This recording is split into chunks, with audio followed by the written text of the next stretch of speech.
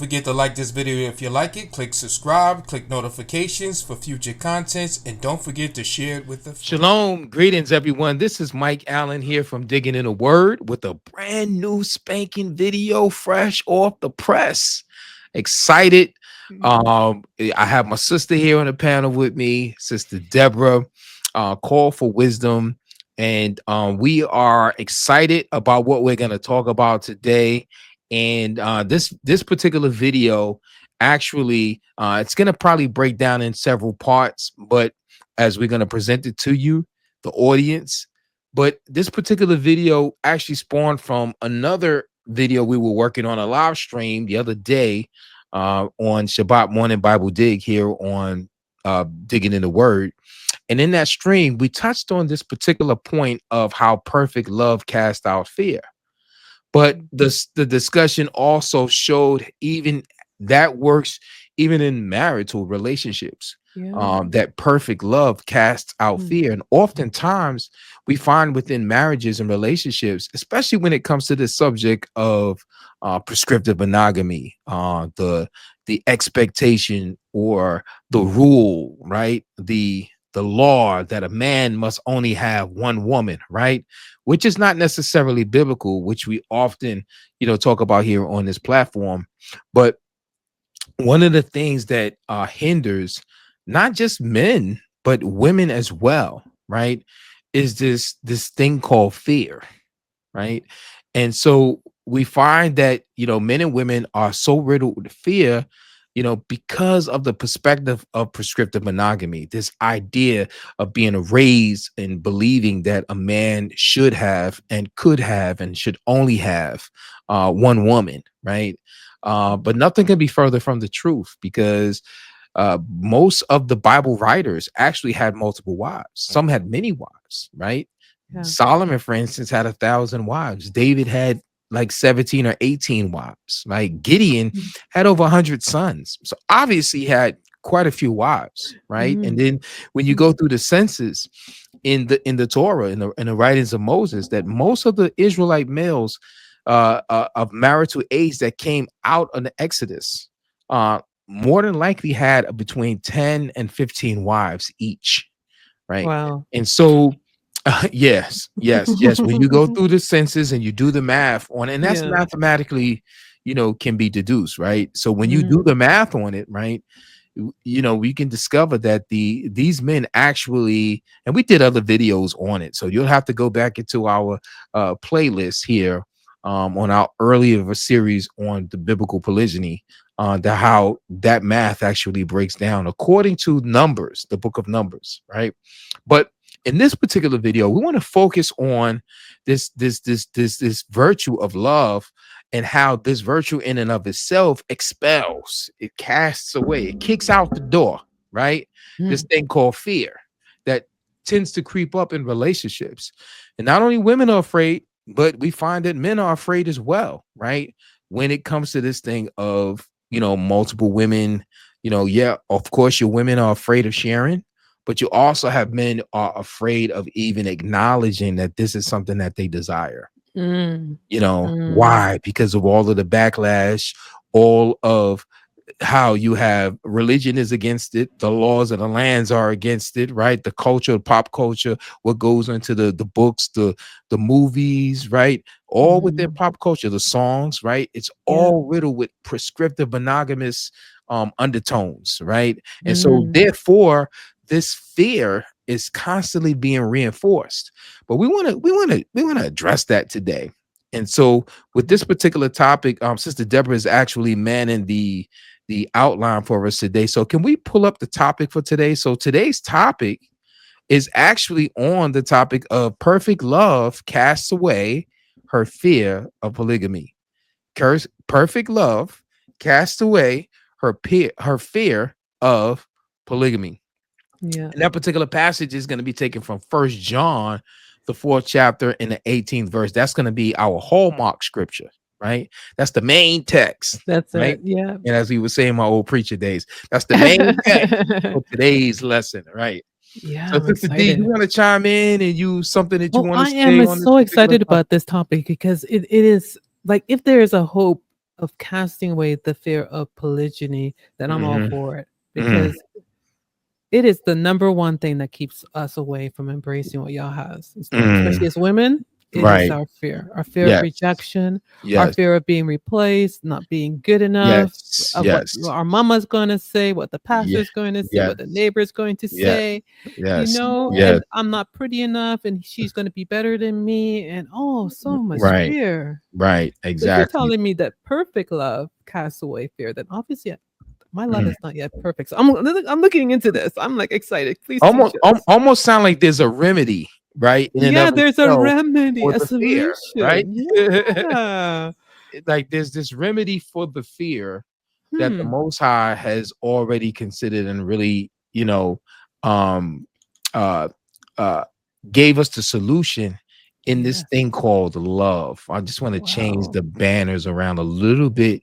Why? Mm. Because it's important that we do this thing on a respectful and an appropriate and efficient way. Okay, Okay. good, good, Okay. good, good. Mhm. Okay, so Mhm. 18th verse says, there is no fear in love, but perfect Mhm. love casts out fear, because fear involves torment. Mm. But he who fears has been made perfect in love. Let's park there for a moment. Hmm.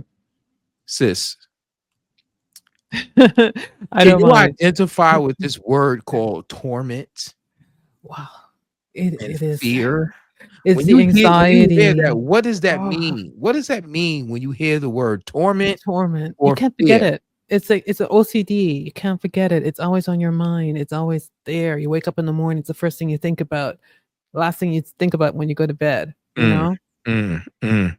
So there's this inundated fear that comes out innately, right? Mm. Automatically, right? Mhm, mhm, and it As a yeah. result of the very thought or sight of this idea of a man having more than one woman, right? Particularly a woman's own man having What another woman, right? yeah, yeah, you know, but yeah, that's what this is. This is fear, right? This is yeah, at the end of the day, this is fear, and it's torment. and it's tormenting, right?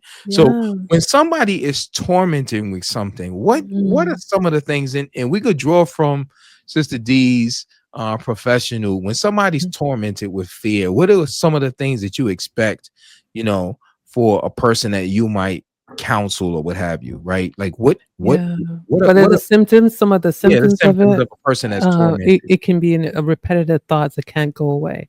It interrupts your day-to-day routine. You're at work, Mm, you're thinking about it. You're at mm, home taking care of the kids, you're thinking about it. It's a right. constant it's a constant voice in you that Mm, cannot ease off. Like, that you cannot know, ease off. no, Right. and every time you Right. look in the mirror, you feel it. You're like, he doesn't love me. He doesn't care. How dare he brought that up? I can't believe it. Right. And then is he already doing it? Is he already seeing somebody? And it's like a constantly Mm, overthinking, over mm, processing, mm, anxiety, mm, high blood pressure, mm. underlying cortisol stress. Wow. Wow. It kind of sounds like to me, and this is something that I could relate to as a veteran, right? A Hmm. military vet, is PTSD, right? PTSD. Right. And That's a and so true. would Yeah. you say that it's a true thing that for a woman to have PTSD, let's just say, the first heartbreak, right? Mm. Her Usually it's first around, crush, yeah, right? usually it's around that, And that thinking, Yeah. how long do you think that fear, that torment, or that Mhm. hurt torment her, right? How can Yeah. that be in the form of PTSD Well, affect her in interesting you relationships say moving forward? that. Yeah, interesting. Because when we think of prescriptive monogamy and Mhm, the idea, even when a woman was in her youth dating mhm, the mhm, first guy, mhm. usually, normally the breakups are having to do with another Right, woman. He right, lost interest and right. and or he was seeing somebody else and then you broke up with him and you say he broke your heart. And so all that is, again, we're talking about the man's desire for other women is tormenting. It's tormenting. Right, right, right. It's Yeah. tormenting. Mhm. Exactly. This word for torment here, right? What I'm is it? I'm looking it up Yeah. in Thayer's. It means correction, punishment, and penalty.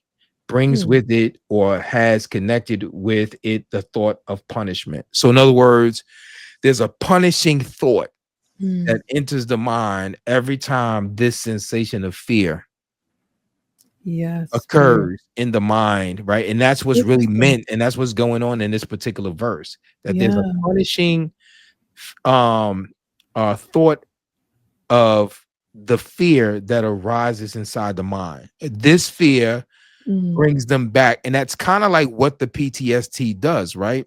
Mm. There are certain things that triggers, Mm-hmm. Mm-hmm. right? Triggers it. Yes. The person who has this condition, post-traumatic stress disorder, there are Yeah. things that trigger that reminds them, you know, Mm-hmm. of maybe something that tragically happened on the battlefield, right? And in Mm. this case, the battlefield would be the woman in her relationship with her man, right? Mm. That, you know, the mere thought of this new guy that she sees, he seems a little loose. He seems like he's kind of like out there. There's a lot of Mm. women that seem like they're drawn to him. So he seems Yeah. to fit a profile that what Mm. triggers this thought of punishment, Yeah. Yeah. right? That Yeah. yeah. You want to add something on to that? No, no, I'm just thinking about old heartbreaks and the punishment of that pain. Yeah. Yes, of that pain, Mm. of that Mm. pain, right? So let's go back to the text. The text says Mm. there is no fear in love, Mm.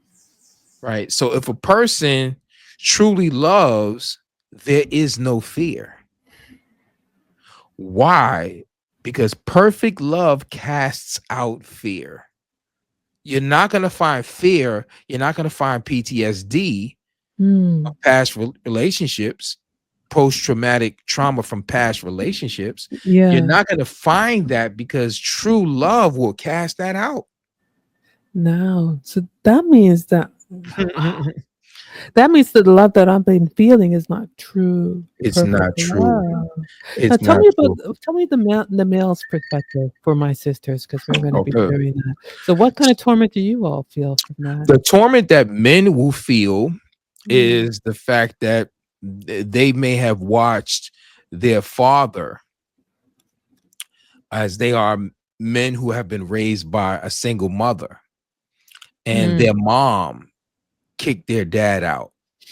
The mom took Mm. them to court for divorce and child support, took Mm. most of his money, his savings, he doesn't even live in the house that they bought together.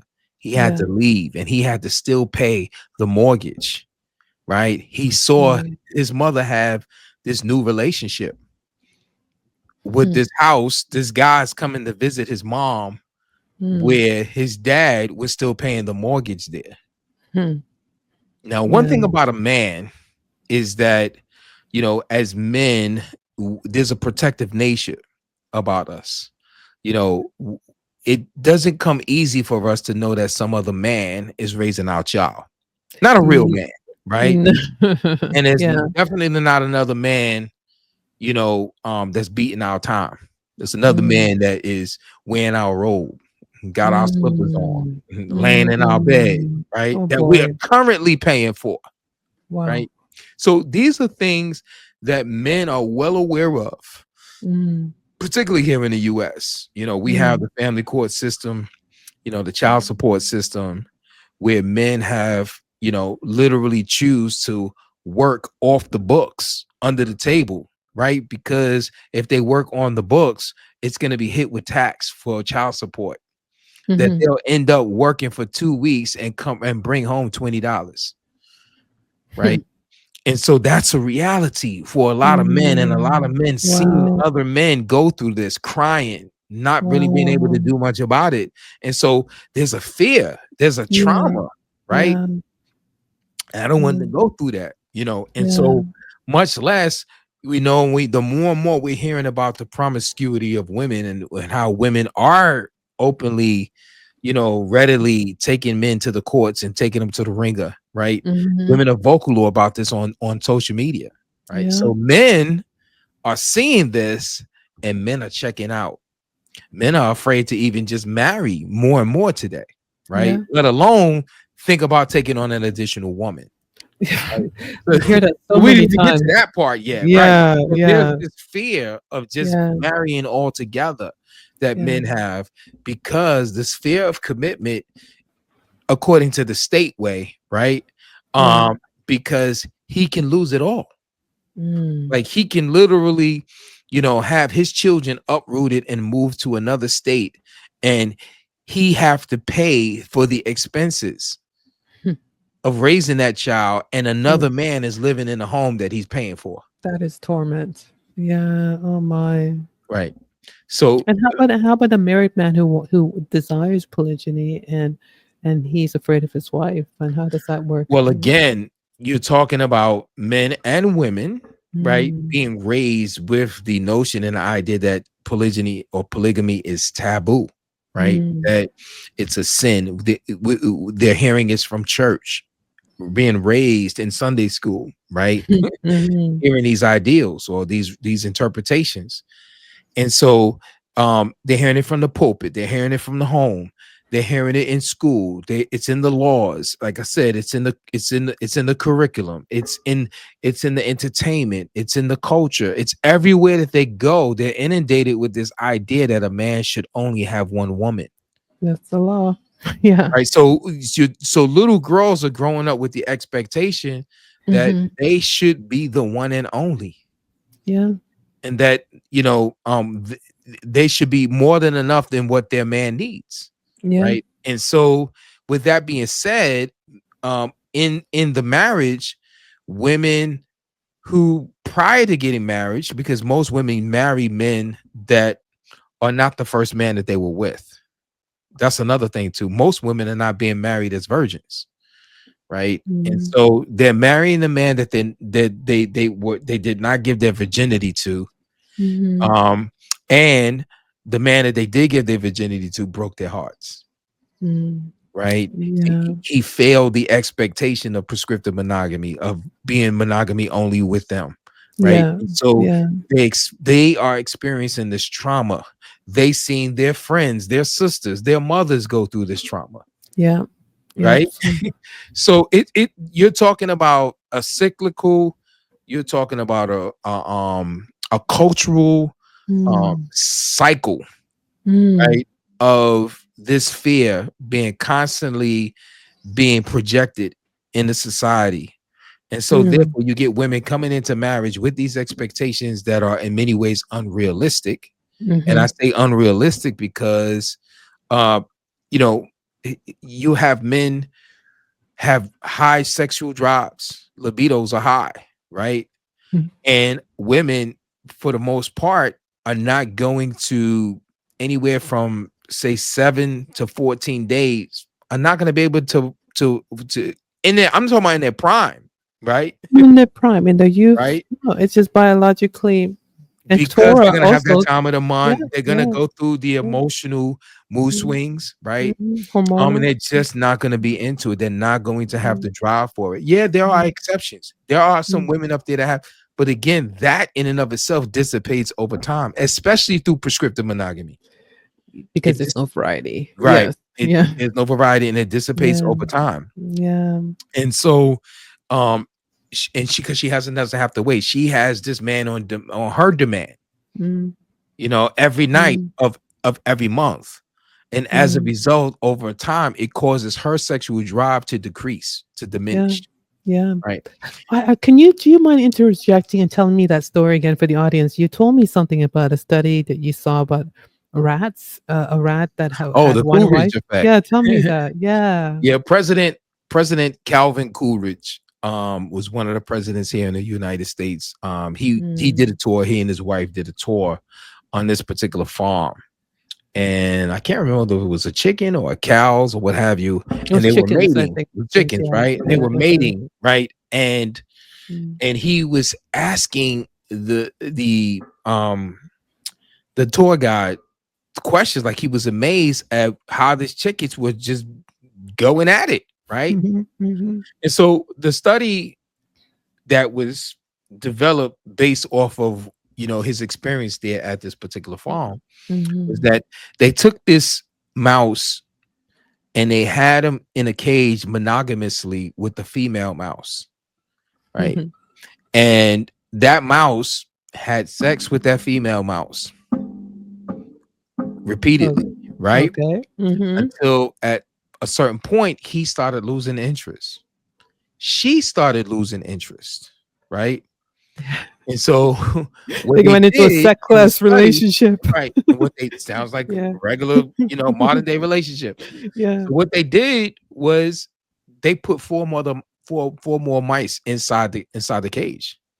Hmm. And then to their surprise, the mouse, because of the new and the variety, right, The was male mouse you're talking stimulated in about. his testosterone, the Mm. male mouse. Mm. And he began to have pounce on and have sex with each one of these mice repeatedly over and over and over and over and over again.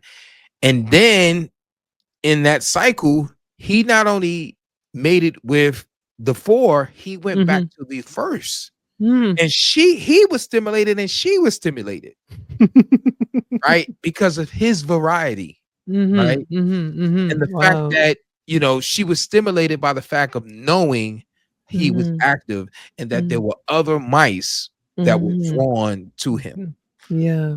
right? It's kind of like sounds like our culture. Like you have all these women in the modern pop culture today. They're drawn to these male celebrities who have all of the women of the world of their choice wherever they go, You right? can't deny it. Chris Brown is going to have many pickings, right? You know Brad Pitt that. is going to have many You pickings. know that. What's his name? The soccer player, was it Beckham, right? Married man, and all of that, but women are still drawn to these men, Yeah. Yeah. And in the right? dating apps, it's like, oh, how much percentage of the top 20% of men are the Right. ones that get all the action? Half the women in the church want the pastor. Oh, yeah. Why?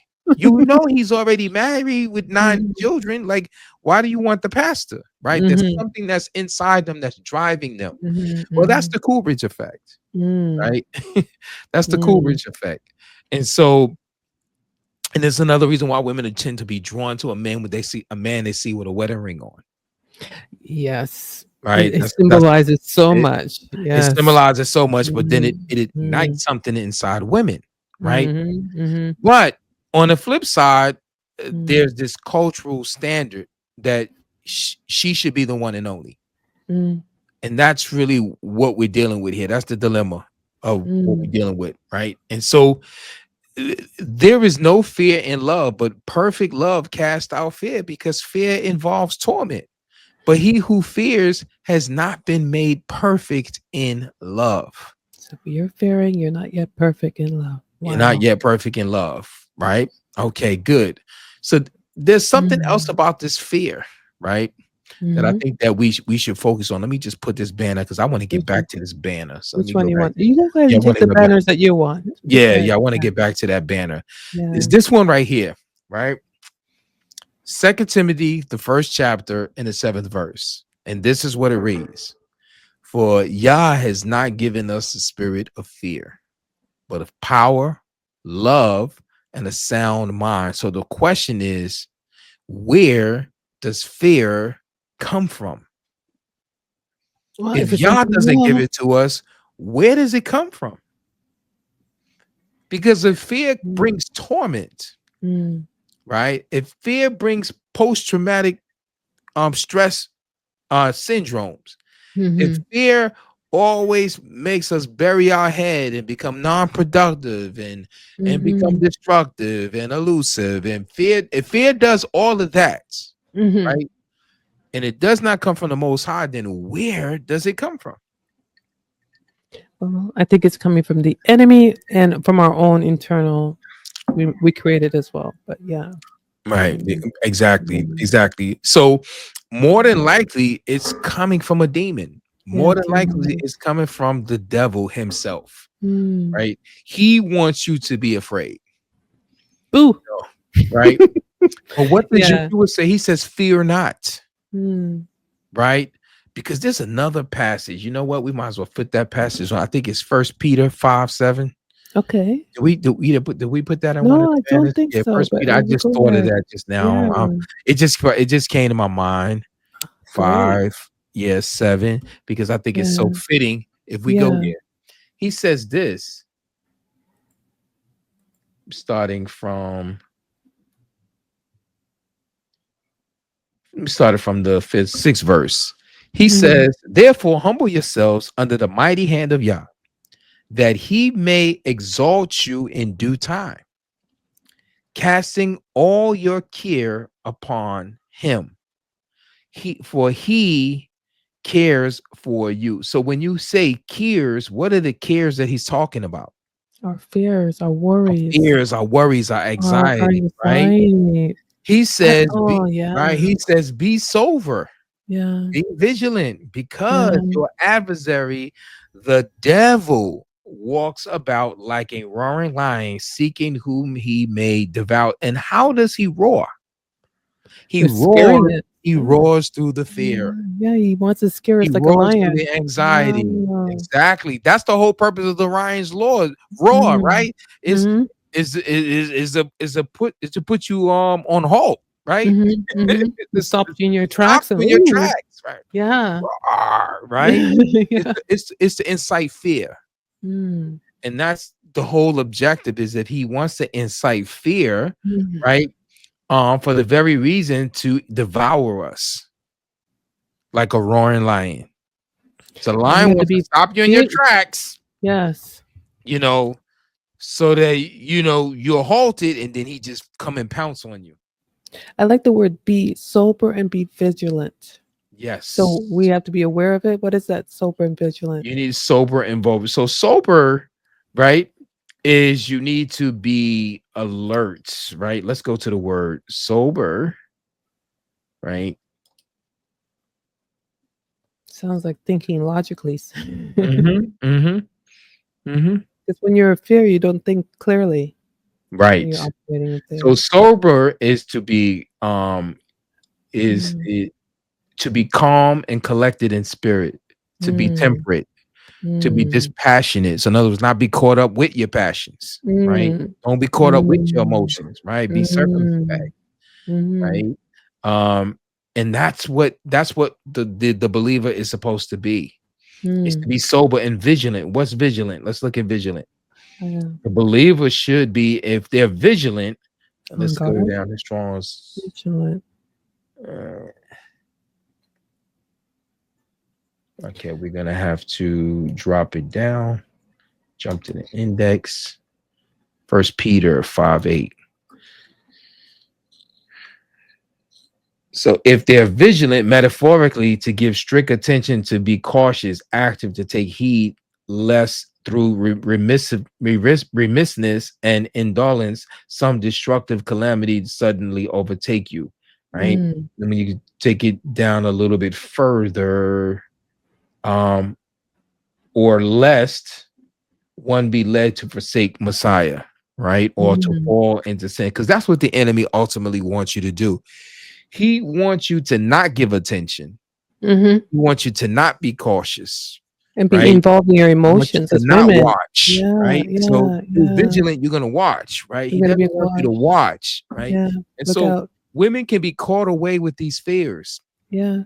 and they're not really watching what the enemy is doing to their own No, marriage. no, we're Right? not. What they're No. doing. Listen, 80%, about 80% of the divorces are filed by women here in the United States. Right? That shows you, and it's not because they're getting beat up. No. It's not even because of this thing that we're talking about. The man, quote unquote, so-called cheating on them is the Mm. most reason. The most It's reason why not women are actually. right No. is because of their emotions, right? Yeah. Yeah. Of feeling like they, how would you say, they don't feel happy. That's exactly what they say. They're not Yeah, happy they don't in feel it. happy, Yeah. right? Or they grew Yeah. beyond it, right? Yeah. I grew out of Right. it. They Yeah. grew out of it, And right? that's why they have the no fault divorce. It's Right. like for no Because particular reason. the counter to all that PTSD, all Mm. that fear, all that torment, all that punishment, the counter to Mm. it is that I have to maintain power. Even Mm. if it hasn't been proven that my man is out there with some other woman, right? Mhm. Mhm. It's the power, is me assuming power, usurping power is the thing that I'm going to seek to get my comfort from. And Mm. it becomes a false illusion, because many of these women that divorce become Mhm. serial divorcees, right? They marry Mhm. again, or they remain single, they never get married again, Yeah. right? And so as a result of it, it is the enemies really devouring their families, because Mm. the Psalms tells us that the wise woman, right? The Proverbs tells us the wise woman, builds a house, but the foolish Yeah. one with her own hand she tears it down. Yeah. Rips it down. And it's usually because of this whole Right, because she wants to fear. assume a sense of power, and that's the Yeah. thing with the power. That's what the fear does. Mm. It causes her to not be watchful, right? Mm. To remain calm and submissive as she should, as the submissive, weaker vessel. But she feels that if she doesn't control the situation, right, that it's going to go to a train wreck. But ultimately, when she usurps the control, she causes it to wreck. It's interesting. It's like also the term sober, like we don't tend to think clearly Mhm. when we are Mhm. operating in fear. It's like being intoxicated behind the wheel. Yet Right. we still want to be in control of the Still wheel. want to be in still want to be Don't in want to control. drive. Right. Still want to be in control. Well, looks like we're gonna have to cut into this video today. Hopefully you're enjoying this. Definitely, if you like this video, do like and subscribe if you never subscribed to the channel, and definitely don't keep that love to yourself. I want you to definitely share, and after you've shared, share again. And if you've gotten blessed by it, I'm sure that others who will be blessed by this topic today. But I also want to know your thoughts. I want to get your feedback on this topic of what we've discussed. Do you believe that as the Bible speaks of perfect love, does it cast away even the fear of biblical polygyny, the practice thereof? If you are a man, maybe the fear of the thought of telling your woman that you somehow want to engage in this lifestyle of polygyny, that you desire to take on another wife, that the fear of possibly losing your family, losing your marriage, losing your relationship, losing your home, your assets, and worst of all, having your own children weaponized against you. And then you ladies, the idea of your man coming to you and approaching you with wanting to take on another marriage, and the thoughts that you will have of feeling inadequate, or maybe you did something wrong, or just even the idea of just sharing, when you've always visualized that your marriage would be you and you only. I want to get your feedback. I want to get your thoughts. Let's get the conversation going down in the comments section. But until then, do look out for the next video, next installment on this topic. And until then, keep digging in the word for King and Kingdom. We're out. Shalom. Peace.